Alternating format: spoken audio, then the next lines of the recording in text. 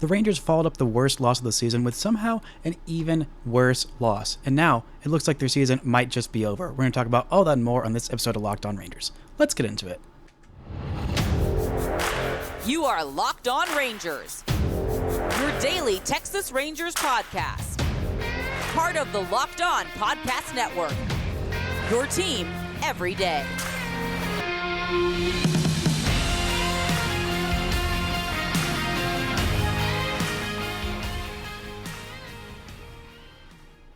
You are Locked On the Texas Rangers. I'm Bryce Paddock, a cripplingly addicted Texas Rangers fan since 2010, the founder and host for all 5 seasons of this Locked On Rangers podcast. Today is Wednesday, September 6th. Your Rangers are 76-62, and for the first time since April, they are out of a playoff position. Thank you all so much for making Locked On Rangers your first listen every single day. If you're not already, you can follow me on Twitter at Bryce Paddock. You can follow the show at Locked On Rangers. Subscribe on YouTube, where the best way you can help grow the show is to comment nearly any single thing below. Before we get into this episode, it's brought to you by FanDuel. Make every moment more with FanDuel. Right now, customers bet $5 and get $200 in bonus bets, guaranteed. Visit FanDuel.com/lockedon to get started. Now, this was just the most brutal game of baseball I think I might have ever watched. The Rangers, in case you missed it, or somehow blissfully missed it, the Rangers lost 14-1, and honestly, it didn't even feel that close. This game was over, done, and dusted basically from the moment Eovaldi stepped on the mound. He was back after missing a month and a half, nearly 2 months with forearm inflammation, and it seems like he was pretty clearly not ready to start a Major League Baseball game, because in the first inning he allowed 3 runs, then came out for the second inning, did just get 1 out and allowed 2 home runs, including one to Jose Altuve, one of his 3 on the day. I mean, just my goodness, he had 3 home runs in the first 3 innings. It was just insane. Honestly, as much as I hate Jose Altuve, that was incredibly impressive, just destroying the Rangers and needing only 3 innings to do it. The game was so bad and so out of hand that Corey Seager was taken out of the game after 3 innings. When you're down 9-0 after 3 innings to your biggest rival in the biggest game of your season so far. I mean, every single one of these games have been the biggest game of the season, and they had epic collapse after epic collapse after epic collapse on the Labor Day game, but on Tuesday's game, well, they at least knew they were out of it pretty quickly. This was a rough start. Thankfully, you've always said that he felt healthy. That's at least a nice positive, and it seems like Dane Dunning is going to be out of this rotation. And after this performance, you can kind of see why. Everything kind of came crushing back down to earth for Dane Dunning. His season ERA was, I believe, around 3.20 heading into this game, and now it's at 3.88. He went 5 1/3 innings, so good on him for munching through some innings and taking the load off of this already battered, bruised, busted bullpen, which we'll talk about later on. But 11 hits, 9 runs, all of them earned, 3 home runs. The Astros hit 6 home runs in this game, and they hit 5 in the game before. Nathan Eovaldi only got 4 outs, and he allowed 2 home runs. 2 home runs in just an inning and a third, and he allowed 5 hits as well, 4 earned runs and 1 walk, and did get 1 strikeout of Maldonado, who of course also went off. The number 1 and the number 9 hole hitters on the Astros went off. Martin Maldonado had a multi-homer game. That's just utterly embarrassing. A guy who, even after hitting 2 home runs, has a 598 OPS on the season. Like, that's just, honestly, this was one of the most brutal, humiliating, just butt whoopings that you can imagine. Everybody's eyes were on this game. Everybody's watching this game. Everybody is looking at this AL West race, and it feels like the Astros have already run away with it. Maybe the Rangers pull one out on Wednesday night as you're listening to this. Maybe the Scherzer-Verlander deal game lives up to the hype. There's some nice comments by Scherzer and Verlander about how their relationship has grown, and that's all warm and fuzzy and whatever. But I don't know. Part of me just wish he said, actually, I hate that guy. I hate that he's on the Astros. I hate the Astros because now I'm a Texas Ranger, and they are our biggest competition. But no, he's a little more emotionally mature, clearly, than I am in his wizened age of 39. It's like, nah, no, we're cool. We have no beef, but I'm sure they will definitely have beef when they are on the mound on Wednesday night, and maybe it's a barn burning game like Monday, but after this one, it just feels brutal. And I'm glad that Nathan Eovaldi is back and healthy. He was limited to just 35 pitches. His fastball velocity was down, and I feel like the real sign that he just was not right, other than him completely missing his location, it felt like with nearly every single pitch. The 2 home runs that he gave up were both just as middle as you can freaking get. The fastball velocity was down, and he only got 1 swing and miss the entire game on 35 pitches. 1 swing and miss, and of course it came from Martin Maldonado, the only strikeout he had on the day. Nathan Eovaldi. Martin Maldonado had 3 strikeouts, 2 for 5. It is either a home run or a strikeout. Very much the Martin Maldonado experience. But I mean, literally, you look up and down this lineup. Literally every starter had a hit, every single one of them. Even John Singleton, who came in for Jose Abreu late on in this game. He also got a hit. Where we go, Myers is the only person who played in this game who did not reach base for the Houston Astros. Even Kissinger came in for Jose Altuve late on this one. He went 1 for 1 with a single because, of course, why wouldn't he? Why wouldn't he go 1 for 1 with a single? I mean, this was just utterly humiliating, embarrassing, and just laughable. Honestly, I got to the end of this game when, I turned it off after about the fifth inning. Yeah, about the 5th inning, because there was nothing more to be learned from this. I did go back and watch what Ian Kennedy did, the big life-saving bullpen move that the Rangers had to make, some big dramatic change in their bullpen, and here it is. Ian Kennedy, of course. I mean, I'm glad Nathan Eovaldi is back. We'll see how much he's built up for the next start, when that's going to be. Maybe he'll throw 50 pitches. Maybe he'll up his swings and misses to 2. Maybe he'll be a little bit more in command of himself, his pitches, and all that. I mean, he hadn't faced live hitters since mid-August. He'd thrown half a dozen bullpens, but, I feel like he should have faced live hitters maybe once more just before he came out, just to see if you can get major league hitters out. I was all for just taking the more aggressive approach and not doing a rehab assignment, because there's only so much you can do from that. There's only so much you can learn of getting minor leaguers out. They are nowhere close to as good as big leaguers, which is why they are in the minor leagues. But it can help you get some stamina, get some feel for pitching against actual hitters. And I think that maybe that could have been helpful. It's easy to second guess in hindsight, but I was the one smashing put him back in there. Put him back in. The Rangers need every little bit from him. And, they got a whole inning and a third out of him, and it didn't seem like he was nearly as lit up as Dane Dunning. Just a very bad, horrible, no good, very bad, ugly baseball game that feels much more weighty than just one game. Coming up, we're going to look at the after effects of the earth-shattering move to get Ian Kennedy up on this big league roster to try and do something to fix this bullpen. But first, this word from our sponsors. This episode is brought to you by LinkedIn Sales. Are you struggling to close deals? Cold outreach is wasting the time both the buyer and seller at every single stage, especially when sellers are using shallow, outdated data. Your organization can overcome these challenges with technology that translates comprehensive, high-quality buyer data into real-time insights. These deeper insights empower sales reps and teams to adopt the habits of top performers, which leads to better outcomes like more pipeline, higher win rates, and larger deals. We call this deep sales, and we've built the first deep sales platform with the next generation of LinkedIn Sales Navigator. Right now, you can try LinkedIn Sales Navigator and get a 60-day free trial at linkedin.com/lockedon.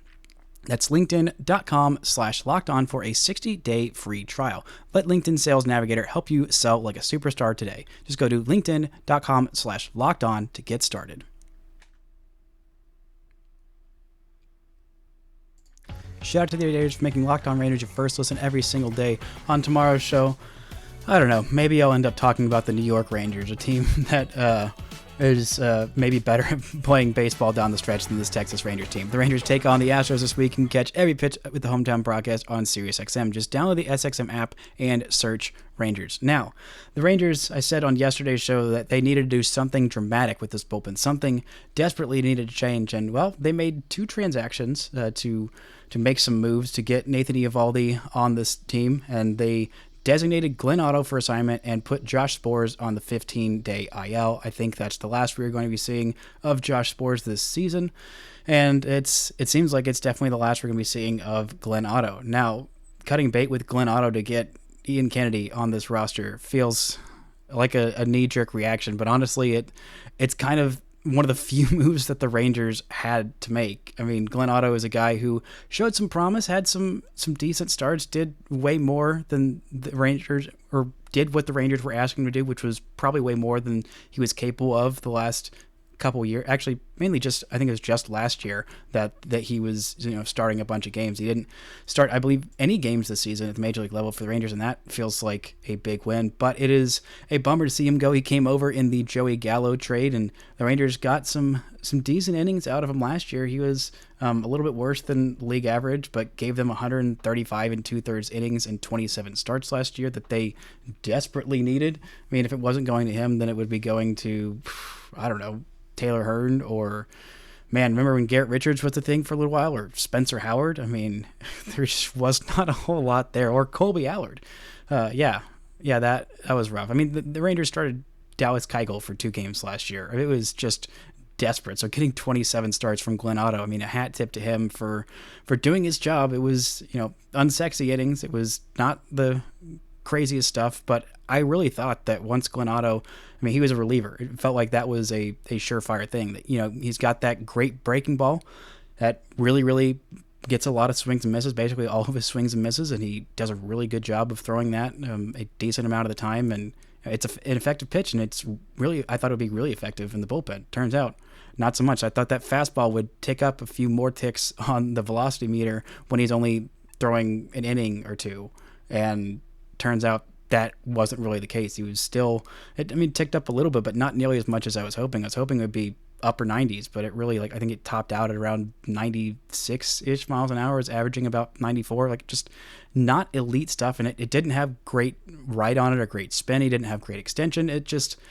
We just didn't see a whole lot from Glenn Otto. So, there might be some people who are like, oh, you're really cutting bait on Glenn Otto. Yeah, we've seen Glenn Otto. We kind of know what he is at this point. Maybe someone else will fix him. Maybe he'll go to the Rays and they'll tweak one thing and he'll end up being freaking amazing. But it just wasn't going to happen with the Rangers, and that's unfortunate. I kind of thought that they were going to DFA Sborz over DFAing Otto, but it seems like they made their choice. They needed to make room on the 40-man. Now Ian Kennedy's here, and what does he do in his first batter that he faces at the big league level this year?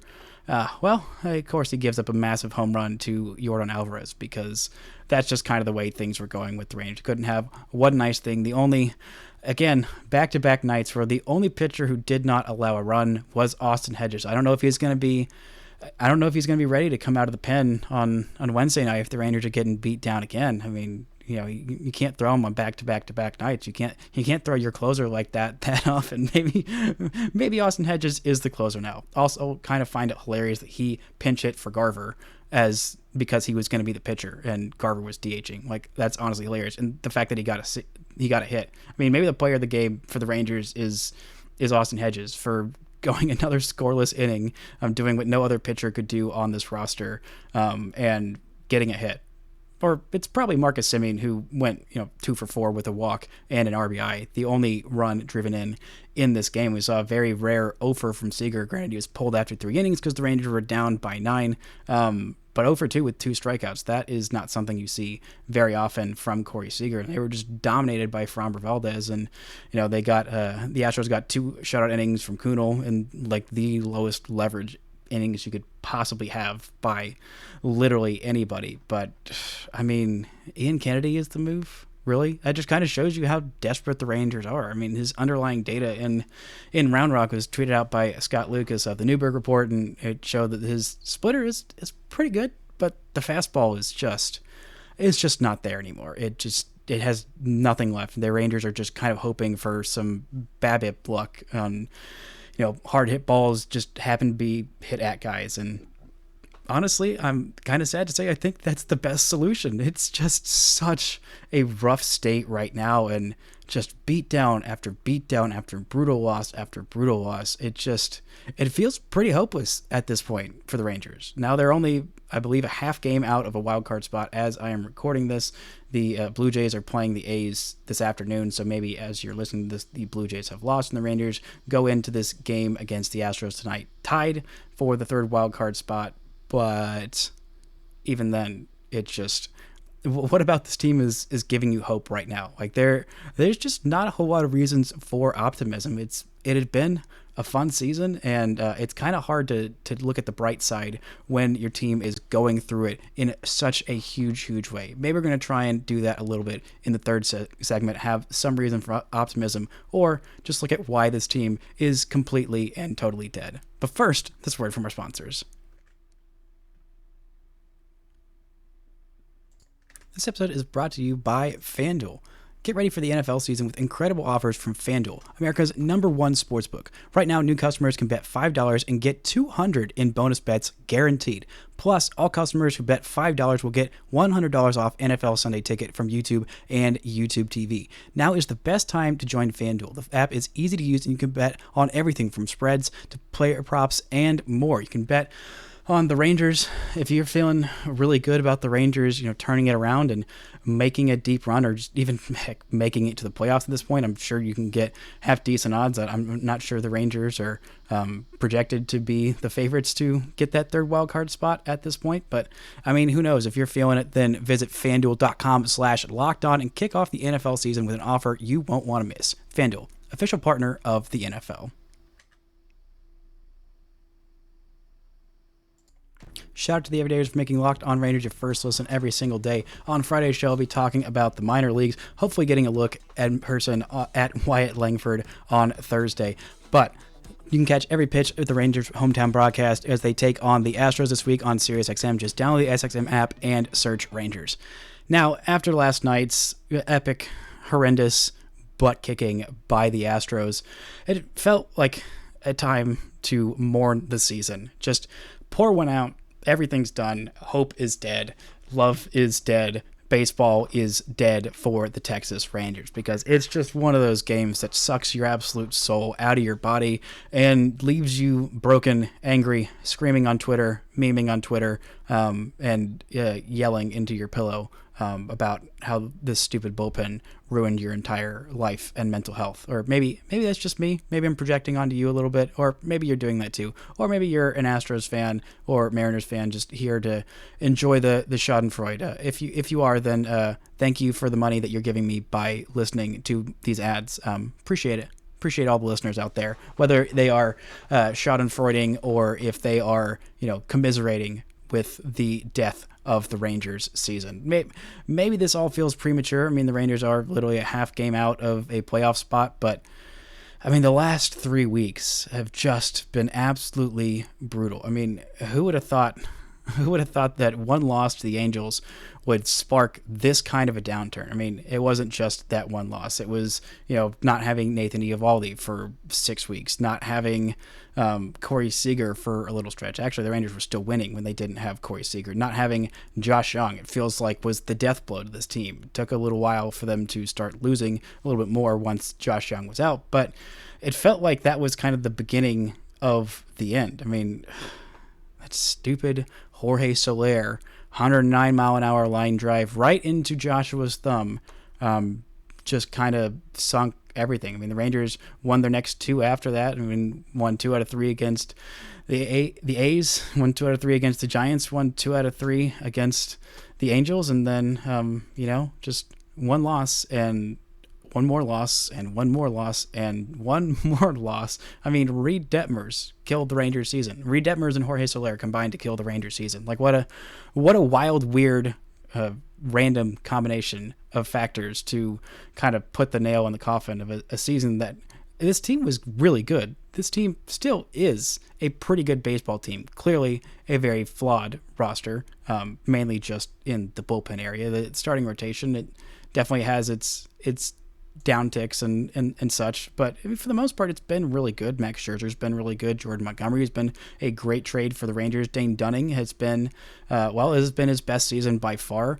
Martin Perez really fell off a cliff, but he's pretty much done his job, as has John Gray. And Nathan Eovaldi was, I mean, maybe even the AL Cy Young favorite before he went down due to injury. But, I mean, they lost Jacob deGrom after a month. They have lost Nathan Eovaldi for a decent chunk of time. They lost Corey Seager for a decent chunk of time. They have lost Josh Young and Jonah Heim for decent chunks due to injuries. I mean, it's just one thing after another thing after another thing, and it just doesn't feel like this is a team that can come back from these losses that are just mounting. I mean, you can question a lot of things about this team, about, you know, whether the bullpen should have been addressed, whether they should have given Cole Reagans a chance to start, whether Cole Reagans would actually be like he is in Kansas City here, whether they should have traded for Aroldis Chapman, or they should have traded for some other relievers, should have traded for more relievers. But one thing that I saw questioned, it really bothered me, is this team's heart. Now, this team doesn't care. They're just a bunch of quitters. Like, that's just stupid. Honestly, it's just stupid and childish to question the mentality and the, you know, the effort and the amount these guys care, because for every little bit that you care, this is their lives. Everybody who is even tangentially like related to this Rangers organization, people from the ticket sales people to the clubhouse people to the broadcasters to the team, the coaches, that literally everybody lives and dies a million times more than us, the fans, do. I mean, I live and die quite a bit with it because, you know, my paycheck is different depending on how good this team is, because people actually care about a winning team. More people will listen to me podcasting about a winning team. There's only so much of that I can control. And people haven't been caring as much when this team has been, to put it politely, donkey dookie the last 3 weeks. But this has just been incredibly frustrating, and I don't see much of a way back for this team. I mean, there's not a whole lot of fixes. Like I said, the bullpen is obviously the biggest glaring flaw.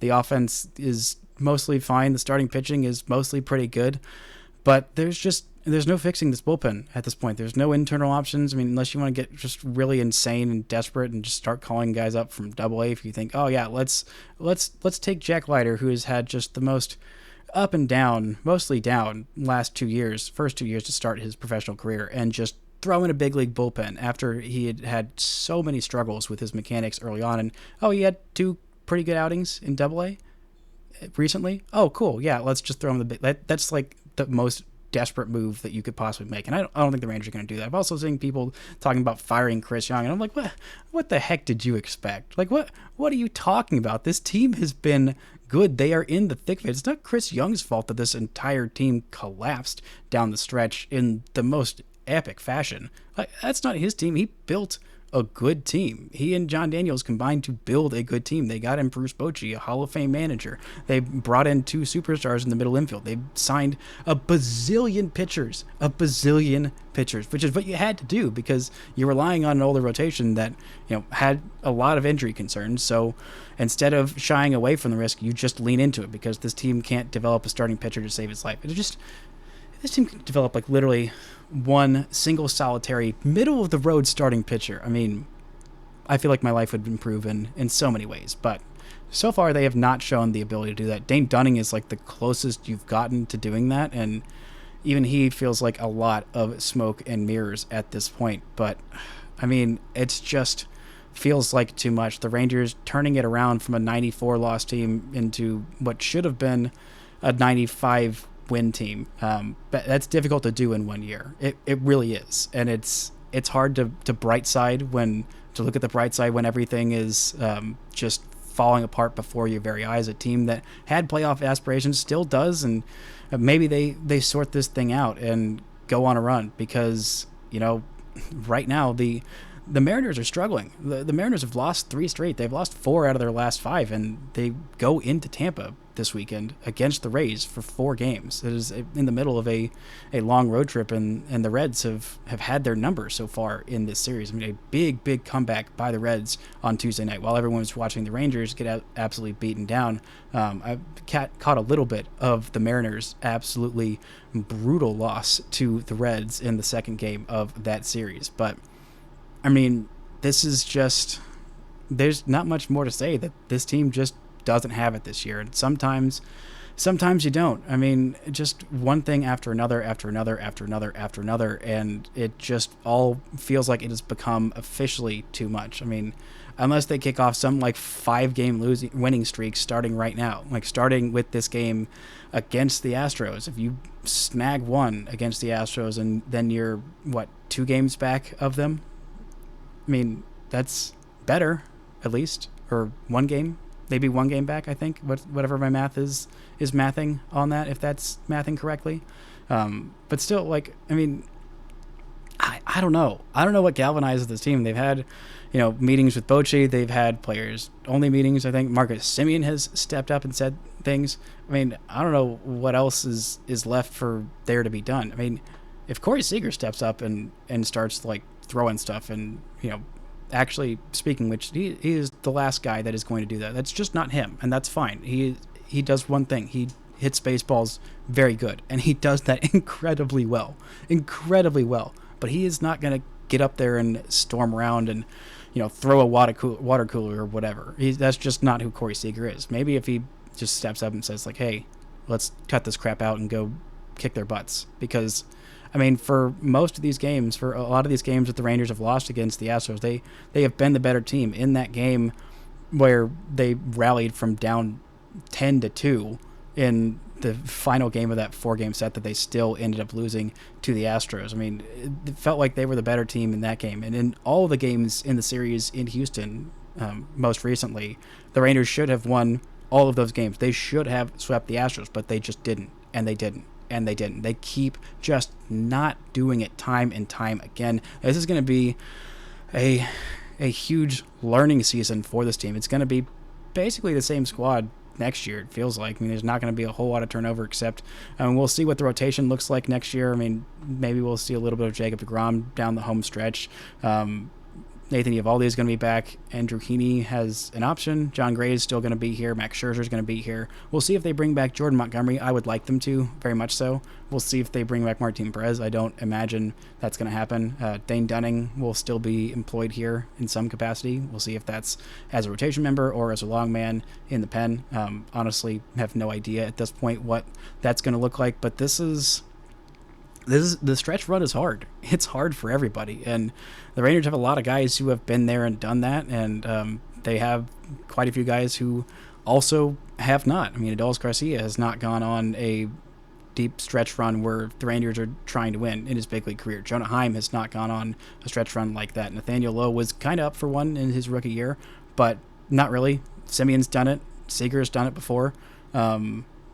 Everybody else in this, Garver's done it before as well, and he has been crushing it as of late. It's been a nice little boost to kind of keep the Rangers in a lot of games that they probably shouldn't have been the last couple of weeks. I mean, he and Corey Seager feel like single-handedly kept this team from going just completely winless the last 3 weeks. But it is just such an epic collapse, and it feels like there is no bottom. Like the bottom is fallen out from them completely. I mean, they have to win, I believe, 6 games down the stretch of the last 24 to finish above 500. And I don't know. There we go. Yeah, six wins their last 24 games to finish above 500. And even though they've got 3 games coming up against the A's this weekend, I don't know, man. I don't know if this team can do that. Please, God, Rangers, just at least finish with an above 500 record. I think I predicted 85 wins, and I feel like that would be huge for this team, just to get 85 wins, even if they miss out on the playoffs. I mean, this is a big turnaround year, but it's hard to see any kind of bright sides and anything other than the death of this season after these 2 miserable, brutal, absolutely embarrassing meltdowns against the Houston Astros. Maybe they can salvage one more. Maybe the season isn't completely dead. But speculating that it is anything but at this moment feels utterly impossible. Wow, what a bright side to end on. Thank y'all so much for listening and subscribing, and until next time, don't forget to enjoy baseball.